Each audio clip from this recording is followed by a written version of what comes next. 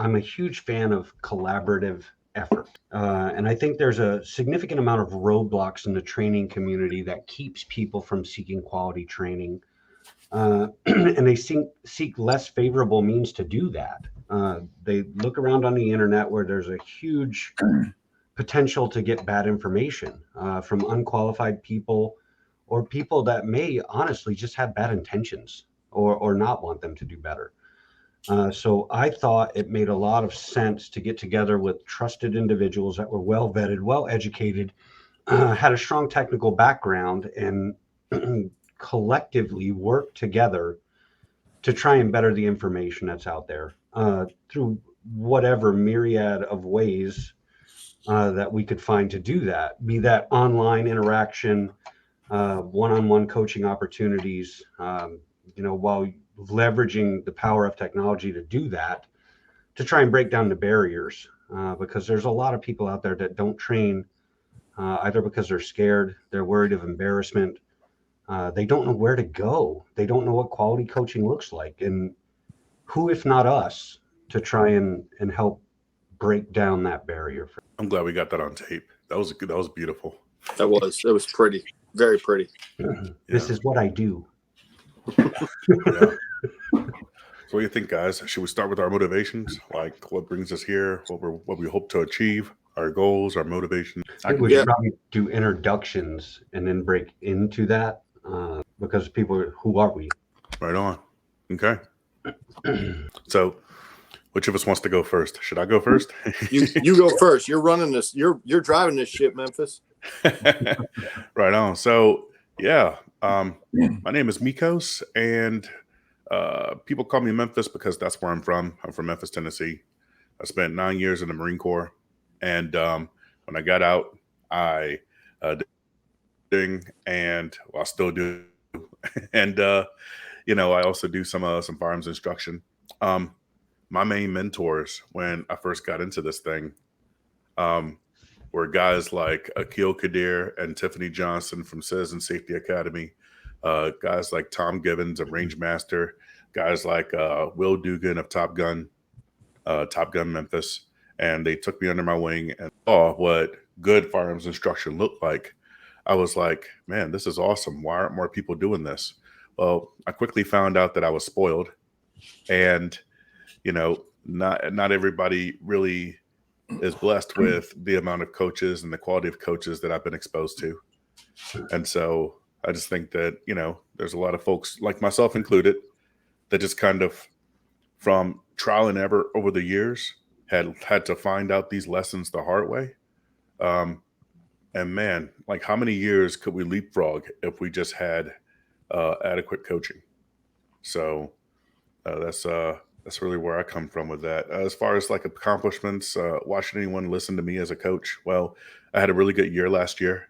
That's where I met guys like, Tyler Tharp and Christopher Bean of Active Self-Protection, part of the instructor certification cohort 5. I left there and instantly started experiencing success in a lot of areas that I had some goals. I got my turbo pin last year. I went to Arkansas State, won first place expert in carry optics, bumped to master, and I wanted to validate that further. So I went to Mississippi State, third place master, 6th place overall. A lot of that's because I just got good coaches, people that were looking at me like, okay, how about if you fix this? And it wasn't really so much about stop jerking the trigger. It was more about up here and just, boosting me up. So if I see the people online, I see people on Facebook and on YouTube, and I see their comments, and it's like, man, instead of looking for the easy answers, hey, just change out your trigger, get the new trigger, or, stop jerking the trigger. You're anticipating recoil. I think there's a lot more to that. I think we're not looking in the right places here. And I think some of these guys can leapfrog more years of anguish and ridiculousness if they just had a good coach. And so that's why we're here. So, all right, who's next? You're driving. Voluntold somebody. All right, I'll go. Oh, there we go. Riley. Well, let's see. Riley Bowman. I am the second in command at concealedcarry.com. I've been a shooter for all my life. Of course, a common phrase many people utter. But in the last decade or so, well, about 12 years has been kind of my rebirth, if you will. Sorry for the shaky camera there. It's been kind of the rebirth of, me starting to understand, well, a lot of things that I didn't know. Realized, where I was at in my Dunning-Kruger, which was probably pretty deep, pretty thick. But I've been blessed to, in 12 years or so, to be a firearms instructor. First started out as an NRA instructor. Around the same time, I actually became a part-time LEO in like a reserve capacity, and in the state of Colorado here. And then I became an agency instructor, post-certified in handgun and patrol carbine. In my time doing that, I first started being exposed to some people that were truly knowledgeable about things that I wasn't, and I just tried to do my best to listen and apply. And then I started. Kind of lost Riley. Yeah, Riley, how about we come back to you? Yeah, we might have to circle back because he had great connection and then it kind of went to crap. Yeah. You probably just found a bad spot. All righty. Well, Dan, what do you think? How about we go ahead with you, and then we'll do Tyler, and we'll come back to Riley. Yeah. Yeah, sounds good, man. So I'm Dan Brady, and I started my my handgun journey in the Marine Corps back in the 90s, and got out of the Marine Corps and became a cop because that just seemed like the thing to do at the time. And I've done that ever since for 23 years. I started doing some like low-level entry competition stuff with IDPA in the early 2000s.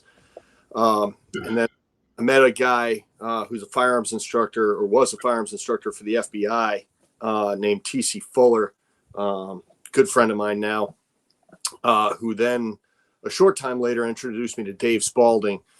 And I took one of Dave Spalding's classes, and I learned more in 48 hours than I previously had known about shooting handguns. And I realized that I had been doing a whole lot of stuff just wrong and inefficiently for years.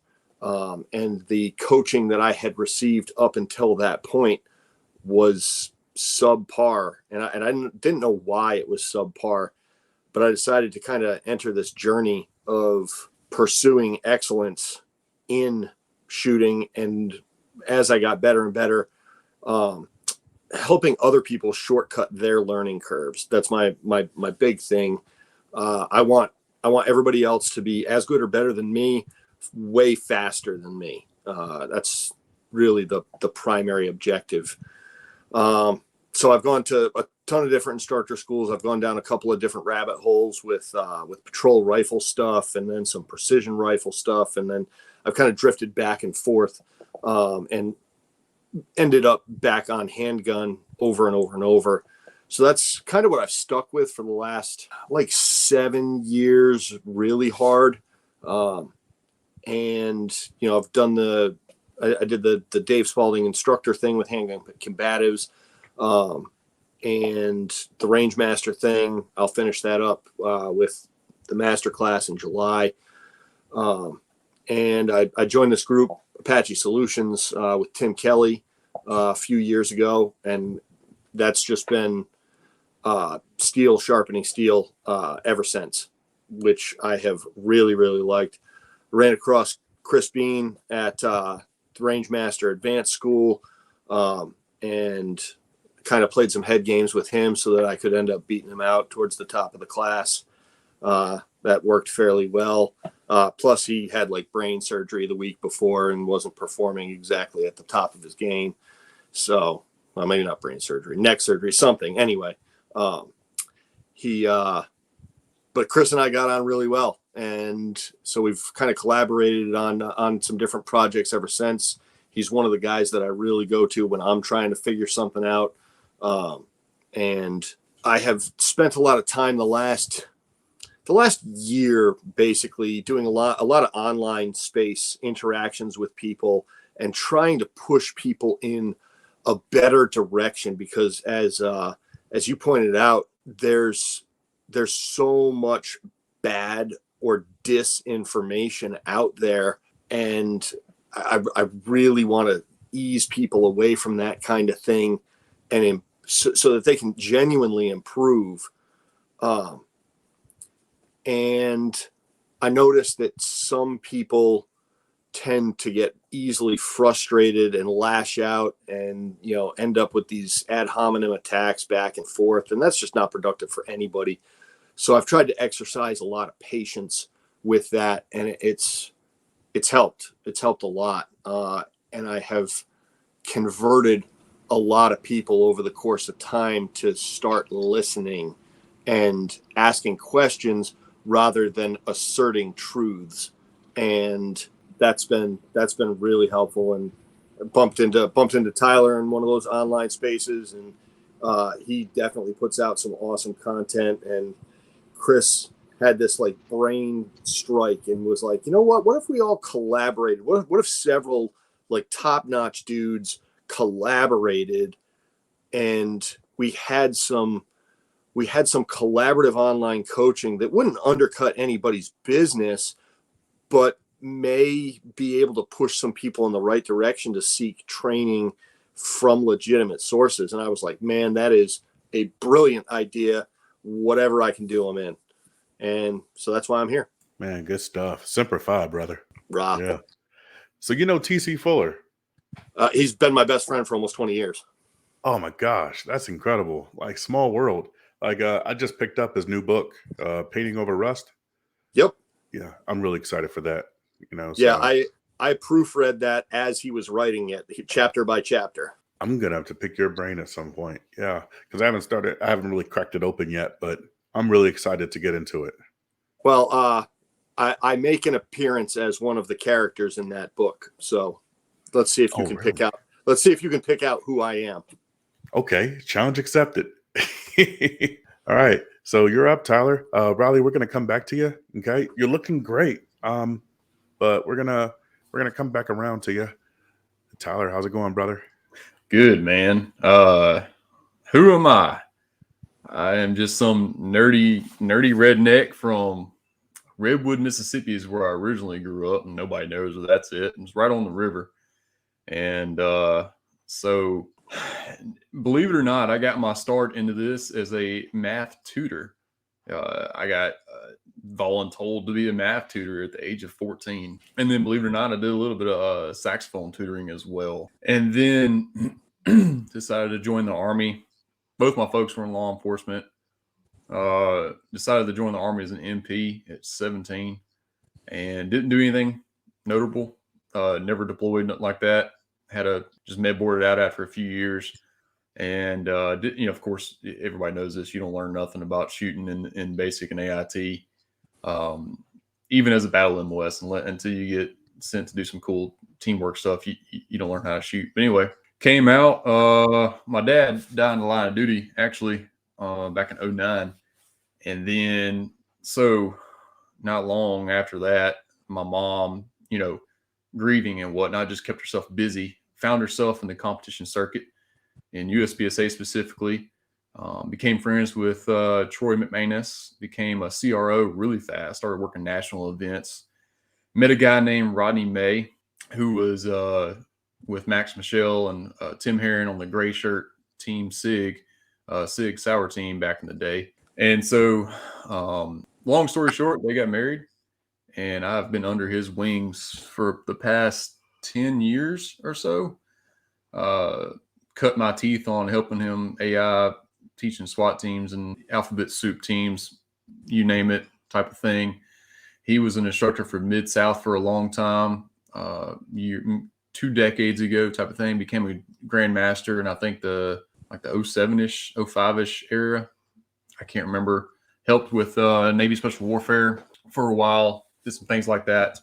So anyway, I got my start in the performance shooting world under him. So I had I was really blessed to go right off on the right foot immediately. Never really had a ton of bad habits. Still had some bad habits, of course, but he was able to fix those pretty quick. And then my mom became the first World Arm Woman instructor.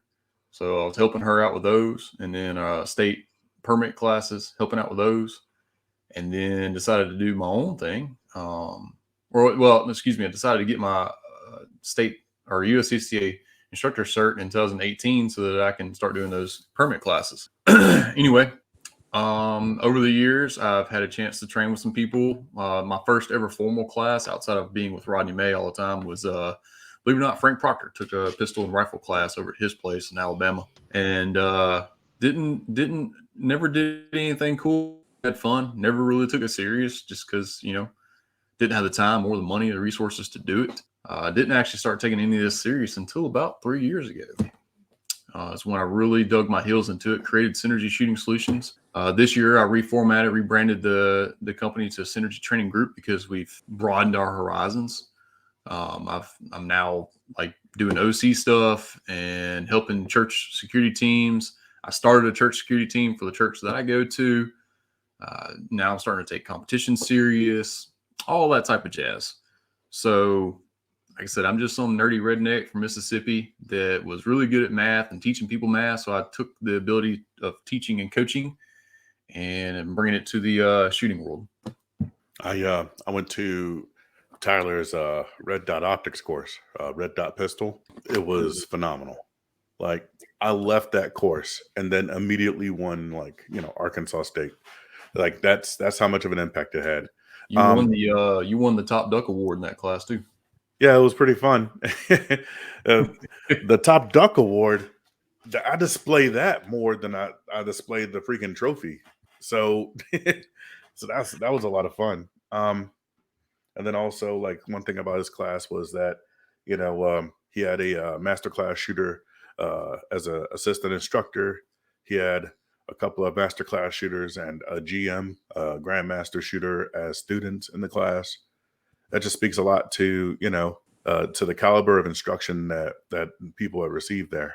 So, man, dude, Tyler's doing a phenomenal job, doing real big things right now, man. Thank you. So, all right. So, pulling up the rear, we got Riley. I know you got started earlier, but we had some technical issues. You mind telling us a little bit about yourself? Want me to start from the top again? You know what? Or I think it'd probably be best to start from the top, just for, everybody that listens to this. Hopefully my connection stays strong here. All right. So I'm Riley Bowman, second in command at concealedcarry.com. Got started into instructing about 12 years ago. First as an NRA instructor. I just wanted to do it. Thought I knew a thing or two. Of course, I didn't know jack squat, but it's good. I became an instructor. I've always enjoyed teaching and mentoring and coaching others. It's just something I've kind of done in various capacities in my life. Around the same time, I became a part-time LEO in a reserve capacity here in Colorado. Became a post-certified handgun control rifle instructor. So I did a little bit of instructing on the agency level. And that's kind of when I first got exposed to things. There were things I was learning I didn't know at the time, before that. And it's one of those things where, you start learning what you don't know. And then you realize there's even more things you don't know. And so it got me, started on a path where I was asking questions and seeking answers. And, if you pay attention, you listen, think critically, it leads you on a path to enlightenment, really. So that's kind of where I got started with that. And then about 7 years ago, it was late 2015, I got involved with my current business partner, Jacob Paulson, and we launched, technically the business already existed, but we later acquired the domain name concealedcarry.com, and that's my full-time job. I have a number of brands and other companies that we own and manage or represent. Some of them you may be familiar with, like Range Tech Shot Timers or Mountain Man Medical or KSG Armory Holsters, Barrel Block, and a few others. I've been teaching on the road for a few years now, and about 3 or so years ago, 2.5, 3 years ago, I started revamping my curriculum. I actually stopped teaching for a while because I felt like I just needed to go back to the drawing board and revisit what I was teaching and how I was doing it. And that gave birth to what is my signature, I guess, class now, which is Pistol Intelligence, which some of you here in this collective have taken, which I appreciate, and I enjoy very much sharing, my knowledge, I guess, of what I know and being able to share that with masses. Been a competitive shooter for about 7 years. Currently Masterclass USPSA, and also, I guess, also the Colorado State champion as of the last year, so the current champ. Finished third master at nationals last year in carry optics, and 18th overall in production division at nationals as well. So just keep grinding, keep working at it, getting better, and trying to take it a little bit closer to the top. But super thrilled about this idea. You guys know I'm super passionate about helping others, and I love collaborative work, and many of you I've collaborated with before on a variety of things. Chris is AI'd for me in a class. Tyler's going to AI with me this weekend. Memphis is going to come to my class. So appreciate it, guys. I think this is a great idea. One of my big passions with the Pistol Intelligence curriculum is to help people. And Dan and I were just talking about this over. I guess it wasn't really dinner, but I guess he was having drinks and I was just sitting there listening. No, but we were talking about shortcutting people's learning curve, and it's something I'm super passionate about. And I think that this could be a great way of helping to do that as well. So glad to be a part of it. Yeah, when I first came across Riley Bowman from concealedcarry.com, when I first got into it, you have all these conflicting ideas, right? Like, hey, this is how you stop shooting low and left, blah, blah, blah. If you have a home invasion and you shoot them outside, drag them inside, you kept hearing different stuff like that. And it's like, okay, well, you get that voice in the back of your head that says, man, I don't think that sounds right. Like, well, what happens if the cops see the trail of blood that comes into your house? What happens then? And, Riley Bowman and his business partner, Jacob Paulson, they put together, a lot of modules of instruction on their website. And at a time where I lived, where I didn't really have a whole lot of instruction available, I didn't have any coaches or training available, or I really just didn't even know where to look. Like that right there was better than, what you were hearing from Facebook and YouTube. So, I just, like the fact that now I get to actually go to a Riley Bowman class, dude, I'm so pumped about that. It's so incredible. So really excited for it. I am too. So I love that we're all students of each other. Yeah. I think it just, comes down to like the utter lack of, not really a lack of ego, right? When I look at these guys, there's no arrogance, there's no measuring stick up here. Like, all right, well, I'm going to be the big dog here. No, it's just collaboration. It's just, I think, can I jump that? Yeah.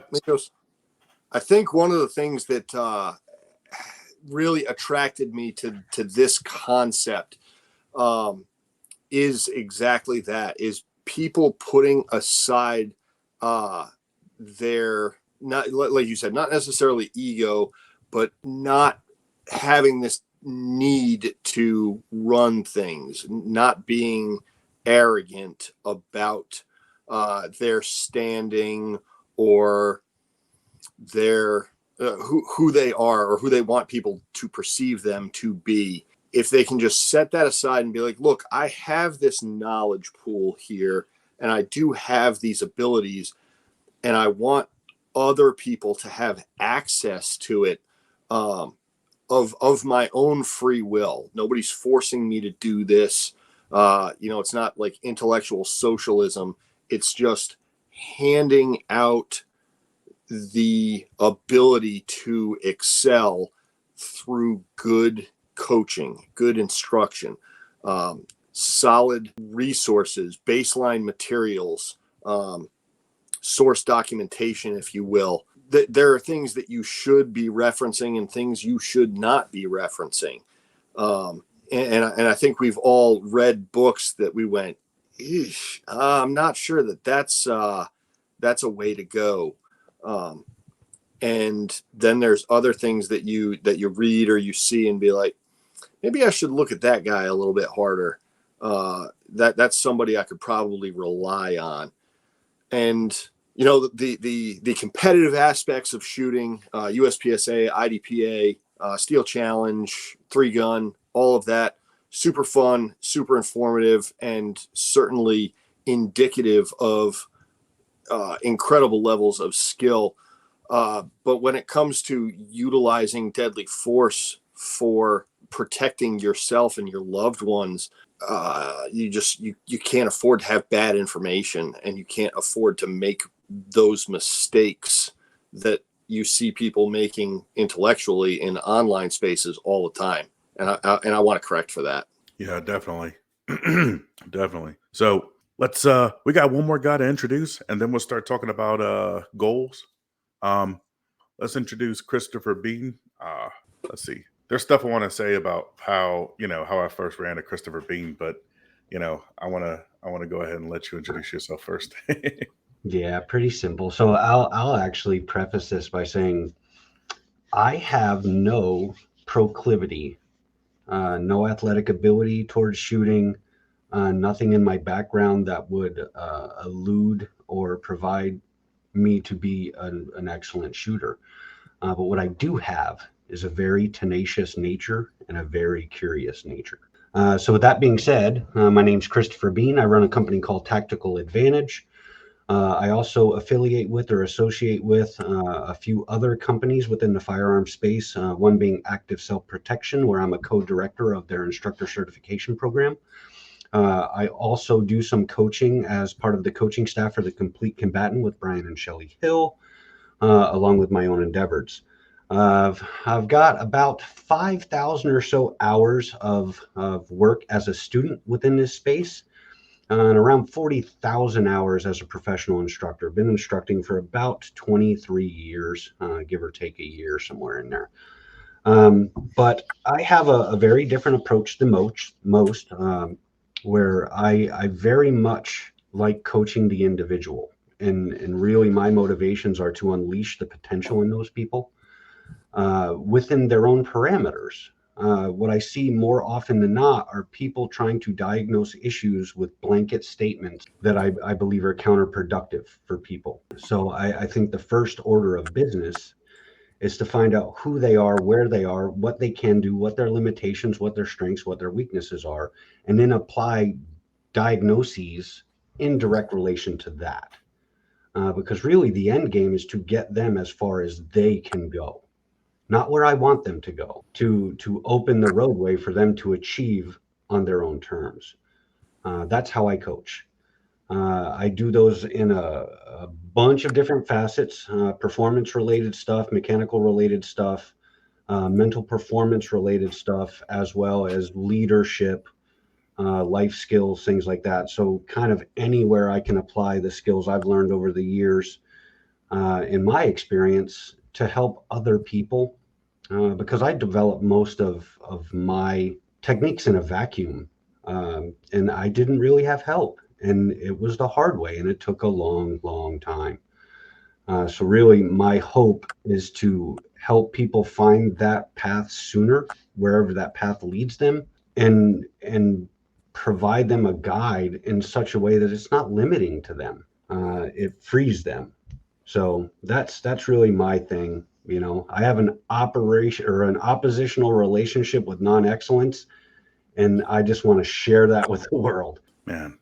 So Christopher Bean, I met him with the Active Self-Protection Instructor certification, and tell you what, man, like Chris is one of the most cerebral dudes that I have ever met, much less shooters or coaches or anything.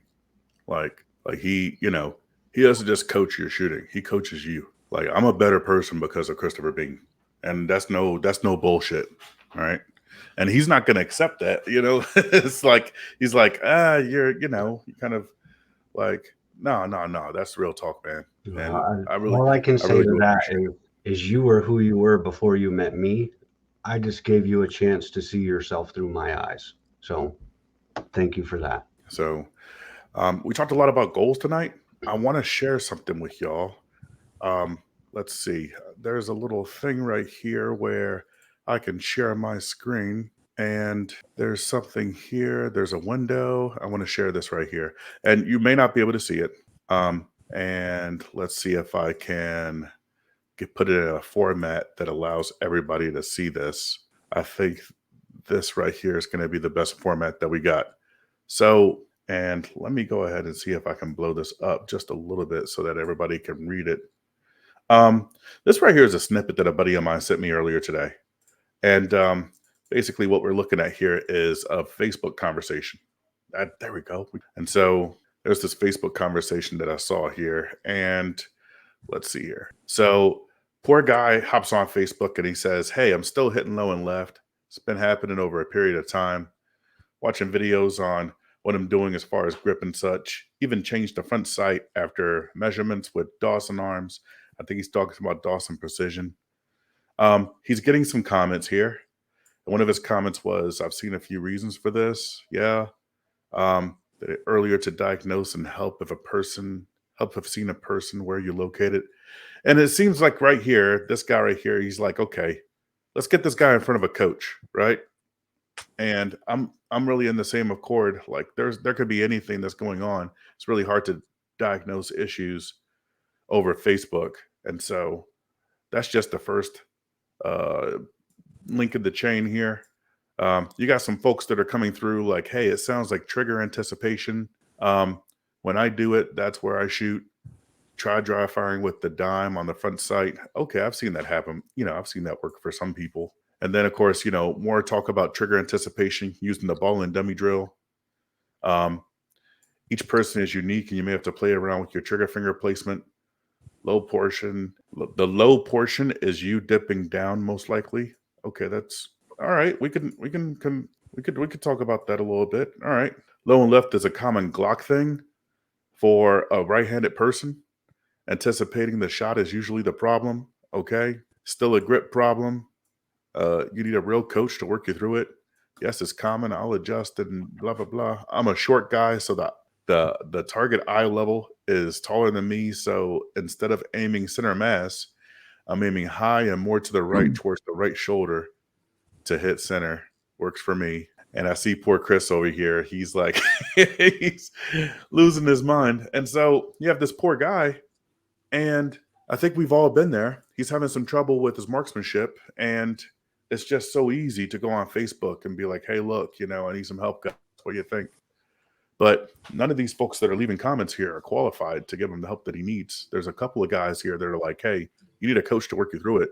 And then you got some stuff about jerking the trigger and anticipating recoil. Trigger anticipation is kind of a new term for me. I don't know what that means. So I think this is why we're here, to help this guy right here. I think that's why we're here. So what are your thoughts?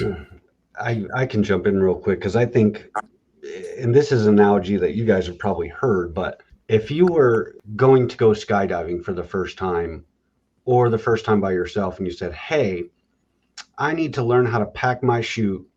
I'm going to go on Facebook and ask a random group how to do that and jump tomorrow." That's kind of the systemic problem that we kind of run into, where people, I believe, are trying to help, but they don't have the background knowledge to help. So then what you have is an entire stream of communication that there's no continuity to it. They don't know where to go. They don't know how to help deal with this problem. And then they eventually discover a method. And that fosters the other side of the spectrum where people don't really know what they did to fix a problem. So they'll just, "Well, it works for me. I shoot low and left, so I aim in the head box to shoot an alpha."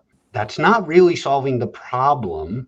It may give you short-term results, but it's not solving the problem. So again, I have no animosity towards anybody that does that, but I think they create a larger problem than they solve. I saw a thing years and years and years ago, and it said something along the lines of fortuitous outcomes reinforce bad tactics. And I think that's what you're saying right there, Chris, is that, the guy who makes alpha hits by, aiming over the left shoulder or right shoulder or whatever, he's getting those outcomes fortuitously because he just keeps doing the same thing wrong consistently. The problem being when his target changes sizes or distances, he no longer has the same reference points. So I think we all have the same goal here to offer, to be like a shooting Google Maps and push people in the direction that they want to go using legitimate resources rather than black magic and smoke signals. Yeah. And Tyler, you got something cooked up. What do you think, man? It's really hard to isolate something when you got a shotgun method of advice coming at you. It just ain't how it works, man. Everybody's different, and that's the whole purpose of needing a coach, right? When I shoot low and left, it's for me, it's normally a disparity of dominance in my hands, and I'm just getting down too much with that right hand, or the left hand ain't doing what it needs to do. For other people, it might just be that they have a bad anticipation problem, or the flinchies, we call it. And by God, it actually could be the sights. Like, that's not out of the realm of possibilities. I bought a 43X.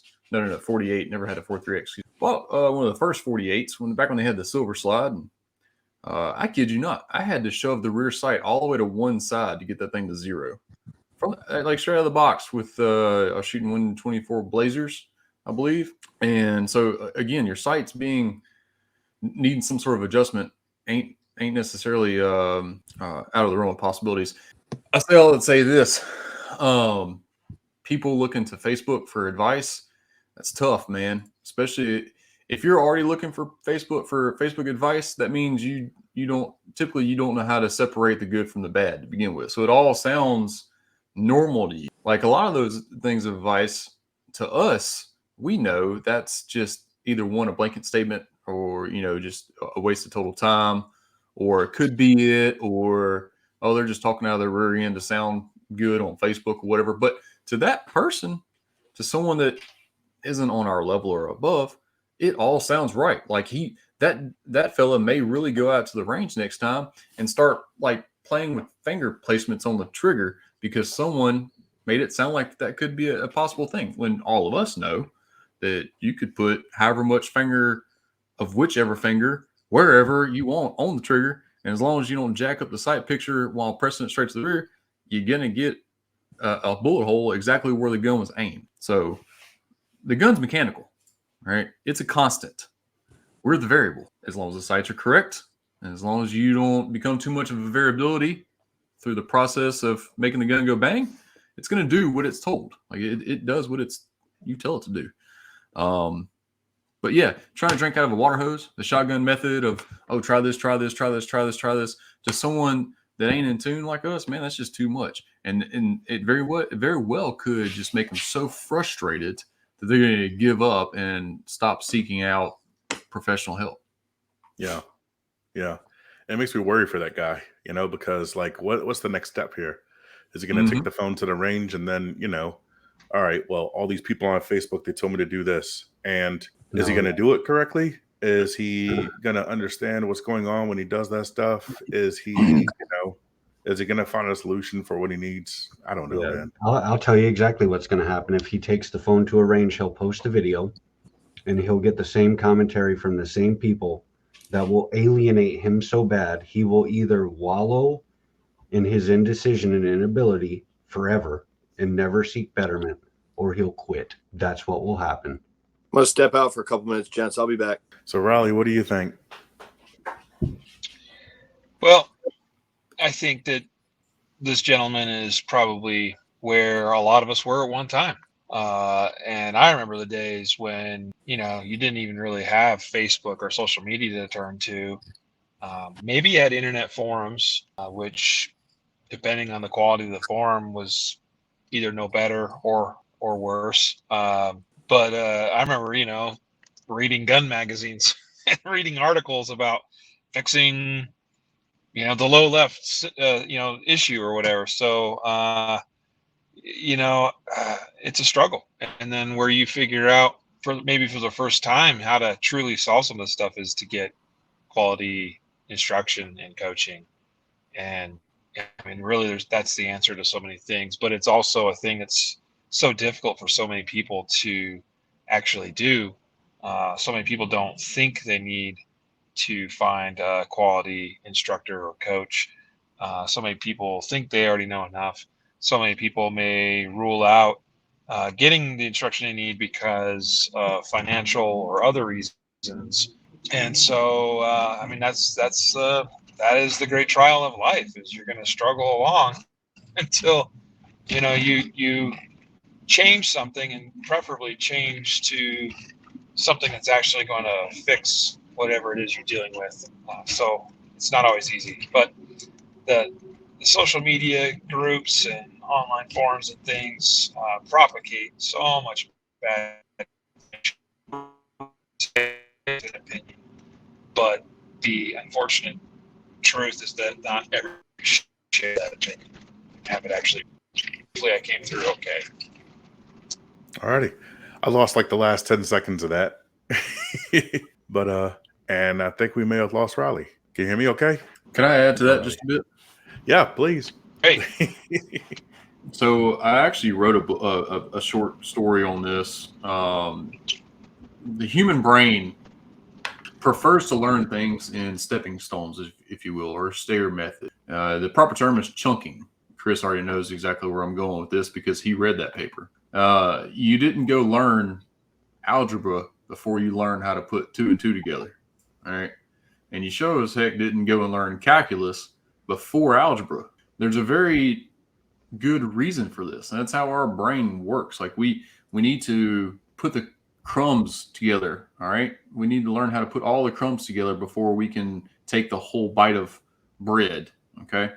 It just ain't worth the squeeze going to Facebook and trying to get calculus plus answers from people that, let's be honest, barely passed algebra for something that is a transition to algebra and geometry style question. However, if you're not a math person and all this sounds foreign to you, well, that's exactly how all that advice sounded to me. All right. It sounds all cool and whatever, but he hasn't grasped those foundational skills and truly understood those enough to be able to apply even some of the things, wild things, or decipher between the wild things that were given to him.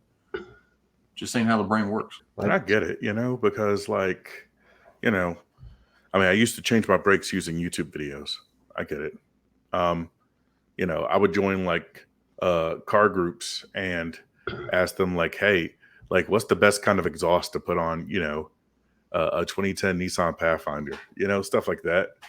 And, you get the answers that you get the opinions that you get, and they're worth about as much as you pay for them. But I get it. But dude, Tyler's right. He's asking calculus questions and getting algebra answers. Well, you know what I think is a great point you just made, though, is like YouTube for, learning just a ton of different tasks. But where that information becomes valid is when it's a task that remains constant, right? But human beings are the variable that change everything in relation to the gun. And that's individual specific. I mean, there are certain trends that you see, but that's where it's very difficult to get this kind of information in an online format. Now, certainly not saying it never works, because it does. There's quality information out there, but what you have to weed through to get to it is rather difficult. And also, individual coaching stuff, I'm sure you guys can kind of all affirm, you could have somebody with a pre-ignition push or an upset sight picture from a trigger actuation. You can see that from across a line and literally go fix that for them in a matter of seconds. Right now fixed, right now better. And I think that's the difference, where you can get stuck in the mire of trying to figure this out with non-individualized information. And you may very well be able to do that, but is it a wiser use of your time to try and do that quicker and get over it and move on to the next issue? That's kind of where I'm coming from. Yeah. That is so spot on. I was thinking the same thing, that and it kind of ties in with, I think, the 10 seconds that you missed from me earlier, where I was basically saying that, you know, everyone has the right to speak and the right to an opinion. Not all opinions are of equal value or are qualified, you know, the same way, to the same level. And, you know, using a YouTube video to solve a direct mechanical problem with a car, or even fixing a gun for that matter, that's different. It's so different because you get instant feedback as to whether the video you're following is actually working or not. Because it either works or it doesn't. You either get, you know, those brake pads that come off or not. You know, whereas shooting is such a nuanced, individualized thing, and different techniques even work for different people. You know, you can watch a video from even a trustworthy, reliable source that says, "Hey, here's my technique," and it may, you know, benefit you, but it may not benefit you as well as if you just discover the best technique for you. And so I was just thinking, you know, I think where I started to finally start making some headway with my own shooting and my own learning was when I became informed enough to recognize who some of the experts in the industry were. Some of those that I was first exposed to that I honestly stumbled upon on YouTube were guys like Mike Seeklander, who puts out tons of quality content. And I got so much from his video about other technique-focused things. And then I put them to work. And then watching videos from guys that clearly knew what they were talking about ultimately led me to taking classes from a lot of those same guys. And then that got me down the path. So let's see. Our time's growing a little short. I know I want to be respectful of everybody's time. Let's ask one more question before I let y'all go. Someone's on the line and they're shooting low and left. What are you thinking? Where are you looking? I'll go first. What am I looking at? The first thing I'm going to look at is their hands. What are their hands doing? Hands are very complex biomechanical appendages that we have, and they're very, very used to working together. And when we're shooting two-handed, our hands have to do a few different things. The hardest task that I think is associated with shooting a handgun is isolating this finger from the rest of these fingers. And even though the majority of the time you can't completely isolate it, what you can do with this hand is compensate for that lack of complete isolation.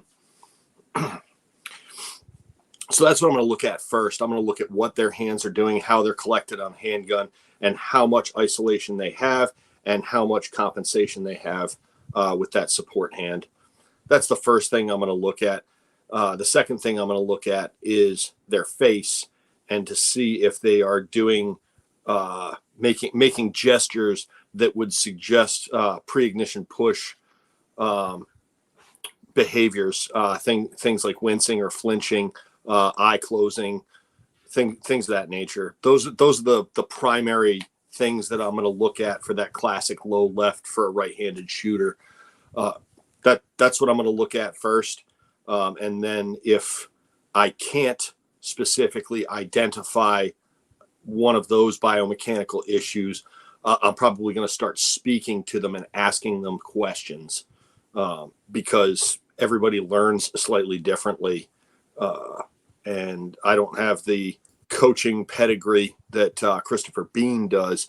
But I know a little bit about how to get across the learning barriers. I have a passing interest in adult learning theory, but yeah, I'll leave it at that. That's about what I cover. I would cover, I should say. Somebody else, like somebody smart like Tyler. Yeah. So patterns and then application. So are they shooting low left at speed, or are they shooting low left at accuracy only? So you're giving them all day long to give you the best shots that they can possibly produce, or both. Okay. And then as you're watching them, do you like Dan said, any sort of inclination that they're the flinchies? Try not to use big words. I'll leave that to Chris.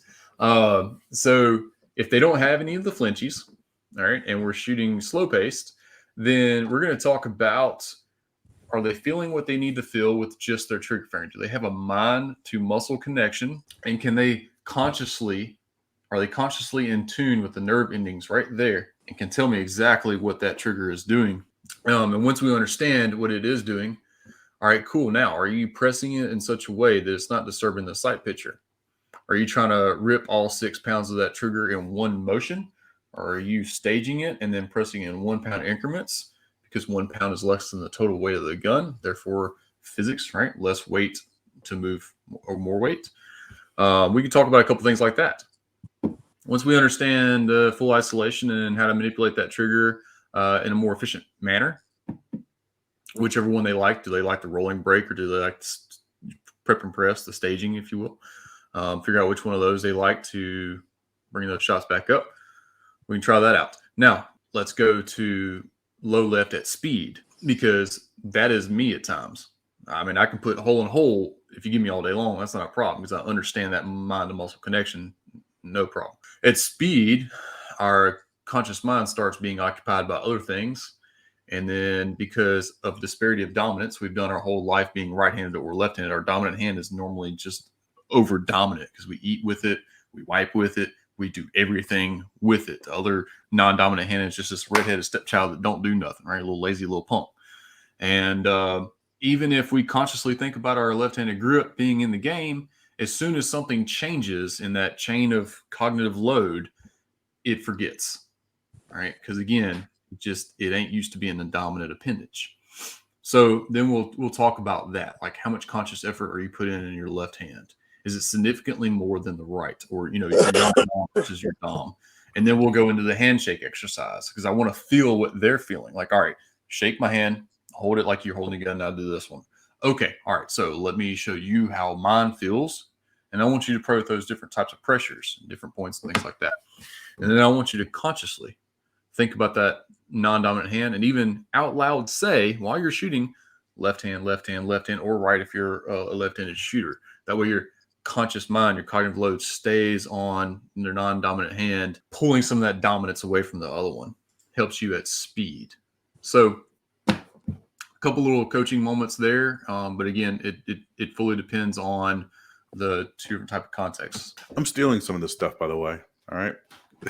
Miko's taking notes. Go for it, man. That was good, dude. Yeah. So let's see.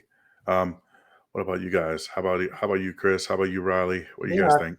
I've got a couple. So for me, it's you start with, when is it happening and why is it happening? Is it a software or a hardware issue?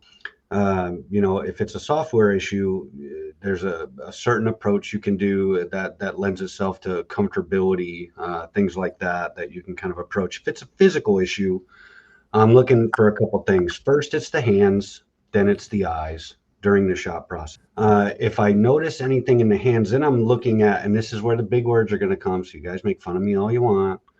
But really what I look for is there a group of muscles in the arm, both on the strong or the dominant and the non-dominant side, and they're your flexor muscles in the outside of your forearm. This is your flexor carpi ulnaris, your flexor carpi radialis, and your palmaris longus muscle. So what you can see on the strong side, if there's way too much grip on the strong side, you'll see these under trigger actuation activating significantly. And if you can see that, that's normally going to cause a downward push on the gun, because you're overexerting a muscle that's not required for the activity.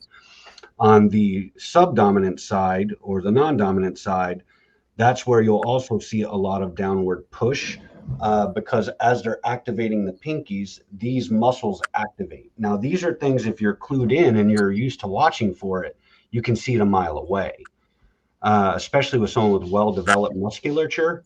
But more so, you can see kind of dips in the wrist. So that's from a mechanical side, some of the things I look for. But I have a very anatomy-based approach. Like the body tells you what's happening if you watch. Just more often than not, people don't watch and they don't ask. So that's my take. I'm still in that too. I'm thieving from all y'all. All right. That's good stuff. Some of these things are really not that difficult once you understand how they work, and that's what I appreciate about what Chris just explained. Is because if you understand what's going on with the muscles, the tendons, the hands and fingers, it's really straightforward. Especially if you've got a lot of that pinky activation. I mean, we want the pinkies activated. We want them pressing, right? Providing pressure. The problem is when they're not fully activated already, and then the person starts activating it finally. And just by tightening up that part of the hand, think about where the tendon is. It's coming right through the lower part of the wrist.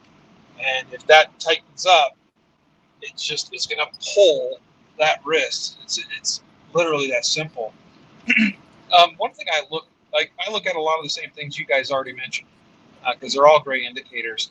Another thing that I will sometimes look at, because it's very apparent to me, is I'll look across their front sight. If I'm standing kind of to the side of them, and I'll look across the front sight, and I'll see that front sight tip right at the moment that they fire, as they fire, and that's a for sure. Because again, you can look at the muscles, you can look at the hands, you can look at all those things, you can look at their eyes, and they may be a symptom or whatever, but I can watch and see the result as well and get a secondary confirmation. And so that's another thing that I look at. If you have a reference point beyond them, beyond their gun, in line with that front sight, you'll see that very quickly dip right as the gun starts to fire and then lifts. So that's another thing that I look at. But one final thing or note for me on this particular topic is that I come at trigger control or trigger manipulation a little differently than some folks. And for me, I focus on the visual processing piece of it as well. Because if the individual is seeing all that they need to see, if they're actually seeing their sights, paying attention to what the gun is doing, the gun will tell them what's going on. And if they're actually accountable to their sights throughout the entire shot process, they will not allow themselves to anticipate or flinch, because they will see that, and when you see it, when you recognize it, it's almost self-correcting, because you immediately know what's going on. Even people that don't have a ton of experience with shooting, if they can get to where they see the dip of the gun or whatever it is, if they are paying attention to their sights and holding themselves accountable to them throughout the whole shot, then even inexperienced people a lot of times can intuitively begin to fix that issue. The other thing I like to explain is that for a lot of people, it happens because they aim first and then they press the trigger, and they treat it as almost two different distinct steps in the shooting process, when in reality, aiming should be taking place throughout the entire process, and where trigger presses are just interspersed throughout that. So the aiming is a continuous process. It's never turned off. But so often in our brains, we're like, aim, aim, aim, aim. Ooh, that looks good. And then it's like, well, quickly shut that off while I turn on this other thing and press the trigger.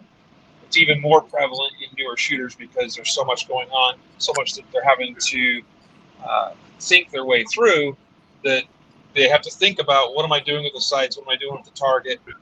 Oh, and now I have to do this trigger thing. And so the sooner we can get them past that, to help them understand that, look, aim, aim, aim, aim, aim throughout that whole process, and then press the trigger when you feel that it is good enough, when you see that it's good enough. That often has really good success for me with my students, is focusing on the visual side of it. You know what was really important about what you said for me is just because what I think is really important about what you do, or anyone really, because everything we're talking about kind of lends itself to visual acuity. And what we're doing is lending our visual acuity to the client, like be that watching a sight move or be that watching a muscle move, or that's literally what we're doing. We're a set of eyes that are tuned and attentive to try and help them get in front of an issue. And it's interesting that we all articulated a different approach, but it's all really the same thing fundamentally. That's why we pay you the big dollars, Chris. I Yeah. wish. That's exactly why. That's why he has the big dollar certifications. Yes, yes. Yeah. Then he gets paid the big bucks. Man, I'm pretty good with language, but I wrote down 4 words that I now have to look up. Thank you, Christopher. When Tyler said big words, he wasn't kidding. He knows. Oh man, guys. Yeah. So, all righty. Well, we're an hour and 10 minutes in. I didn't anticipate us going this long, but dude, it's worth every single second. I think that, whoever views this is going to get a ton out of it. And I just really, really value your time. Any final thoughts? Like anything else we should talk about before we break it down for the day or for the night? I just think more to come, man. I'm excited to be in this endeavor with you guys, very much so.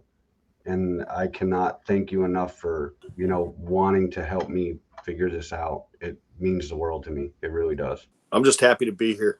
Yeah. Girl, same. Yeah, I was Dan sent me a message out of the blue. Like our very first interaction was like, hey man, I like your stuff. I like the way you deliver it. You want to be on this coaching thing? I'm like, that's extremely humbling.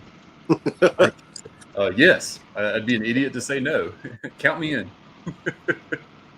I think this is Chris's brainchild. I think this is a big time idea, and I guess I have a little bit of the some of the public reach with some of the Facebook groups and stuff like that. A lot of people that I talk to anyway, and some of them even listen to me. But yeah, I mean, Riley and Tyler were the first guys I thought of when it came to who does this super, super good and who can talk about how this is happening at speed and doing it really, really well. Yes, that's how he does it. It's the booger hook. All righty. Well, I think my final piece would be, and it kind of piggybacks off of what Chris was just saying a minute ago about we as the coaches being the students' eyes a lot of times. And I think to that point, part of my goal as an instructor and as a coach is to ultimately and eventually show and teach the student what I see and get them to start to see it as well. Because then they can, if you can self-diagnose, think about how much easier it is to grow and develop. You can just grow so much quicker. So anyway, good thoughts today, gentlemen. I appreciate you letting me be a part of it. right on, guys. Cool. Right. Yeah, I think that's awesome. Yeah, I can't wait for our next episode. And folks, if you're listening, if you're watching or if you're listening, I just want to let you know how much we appreciate the time that you're spending with us, because spent that time doing anything, hanging out with your family or earning some extra cash. But instead, you're here with us, and we just want to let you know how much we appreciate it. Folks, thanks for watching. See you soon. Thanks for what is this? What are we calling this? The Coaches Collective, right? Coaches Collective. Coaches Collective. All right. See you guys soon. Thanks.